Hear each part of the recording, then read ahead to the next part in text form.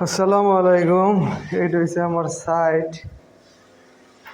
এগুলা ওয়ারিং হয়েছে, ওয়েট ঢুকাইছি, ল্যানগুলো এখনো ঢুকাই নাই।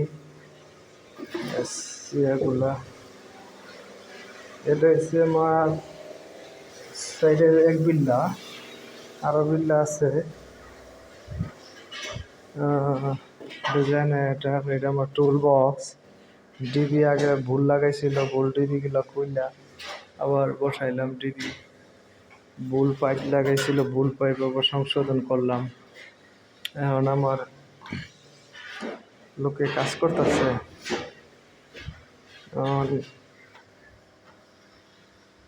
ইমারতে কাজের লোক নাই।